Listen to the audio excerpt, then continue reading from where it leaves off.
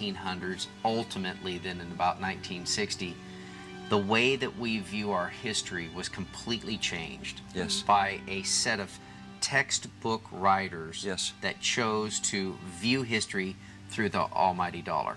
Let me give you a visual of this, because this is really good. Take someone like Alexis de Tocqueville, who came to America in the 1830s. America grew so fast, we got into what was called American exceptionalism. Around the world, people looked at America and said, how'd you do that? I mean, you've only had one revolution, and it's been decades. We've gone through a bunch in France and a bunch in Poland, etc. So people came to America as foreigners to see what made us different. Alexis de Tocqueville did that 1831 to 1834. He went back to France and wrote his findings for the French, said, here's what makes America different. Now, he did that in this book right here. This is the book that he did for Frenchmen. It's translated into English, and it also went across America, because here's a Frenchman saying, here's what makes America substantially different.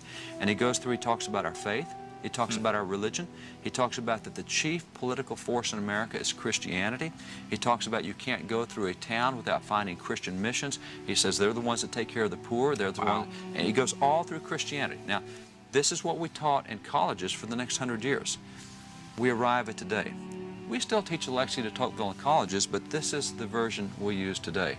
Now, I think there's something missing between those two versions. Wow. And if you look at this version specifically says in the front that this has been abridged for the modern reader. Wow. Well, what is it the modern reader needs here that we didn't have here? Wow. The answer is, you read this, they've taken all the religious and moral aspects out. All you have is just a recitation of the governmental aspects, the regulatory aspects, nothing on the faith of America, nothing on the morality of America. See, that's the difference between old historians and modern historians, is they cut out that, and that's how much of American history we've lost in this transition of historical textbooks. Wow. So, the way we view history is very important. It is. If we think that government is only about economics, and that's all history is about, that's what we're going to demand from government. But if we go back and read the Declaration and say, no, government's also supposed to deal with moral issues, religious liberty issues, it's supposed to keep judges under control, it's supposed to make sure that the military doesn't get out of... If we know our history that way, then that's what we expect in policies today. So what we know of history affects the way we behave right now, today. You don't want to trust someone just because they write a book. Go back and check their sources. Go back and see what they wrote about. There's a number of books out now that deal with the founding era. The founding era was from 1760 through 1805.